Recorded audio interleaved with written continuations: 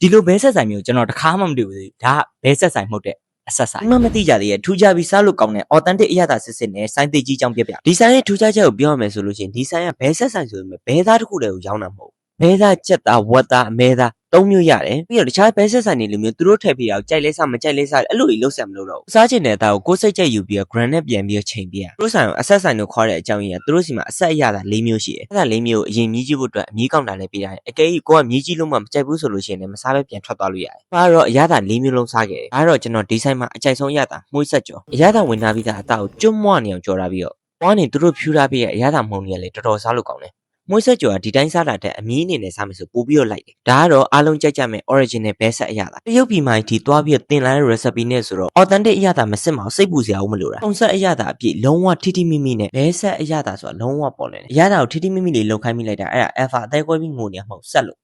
ဒီဟင်းပွဲကစိမ့်ဆက်တော့အဲ့ဒါနေရတဲ့ထဲမှာမြေပဲပါတော့အရသာစိမ့်စိမ့်လေးနဲ့အဆက်ကပပလေးပဲပါအဆက်မစားနိုင်တဲ့သူတွေပြောလို့ရှိရင်ထမင်းနဲ့တွဲပြီးစားခြင်းတဲ့သူတွေဆိုလို့ရှိရင်စိမ့်ဆက်တော့လေးကတော်တော်လေးလိုက်တယ်ဘဲဆက်ကိုထူးခြားခြားအရသာနဲ့စားခြင်းတဲ့သူတွေအတွက်ချင်းဆက်တော့ဒီအရသာကို main ကလေးပို့ပြီးတော့ကြိုက်ကြတယ်မယ်ချင်းချင်းဆက်ဆက်နဲ့တွေ့အရသာထိုင်းအရသာနဲ့နည်းနည်းလေးသွားစစ်တယ်တပ်ပြင်မျိုးအတွက်သူတို့စီမှာအချိုးပွဲကြီးလည်းရှိပါတယ်တန်ဘက်ကပြောရရင်တော့စားသုံးသူတွေရဲ့ကျန်းမာရေးကိုကြည့်ပြီးတော့အဆက်ဆိုင်မှာစားပြီးတော့ဘိုင်းမနာအောင်လို့ဘိုင်းမနာစီရဲ့ဆေးမြစ်တွေထည့်ပြီးပေါင်းထားတာကြောင့်မလို့စိတ်ချလက်ချစားလို့ရတယ်လို့ပြောတယ်ဒီဆိုင်မှာ outdoor indoor နှစ်မျိုးထိုင်လို့ရတယ်နှင်းလေနေခင်ကိုကအပြင်ဘက်မှာထိုင်စားမယ်ဆိုလို့ရှိရင်ကန်တော်ကြီးရေပင်းကြည့်ပြီးအေးဆေးလေးချင်းထိုင်စားလို့ရတယ်ဒီစားတော့လီလီအဆက်ဆိုင်ကန်တော်ကြီးညှော့စင်ကျွန်းဝင်ပေါက်နာအချစ်ကဖေးရဲ့ဘေးမှာရှိပါတယ်ခင်ဗျာ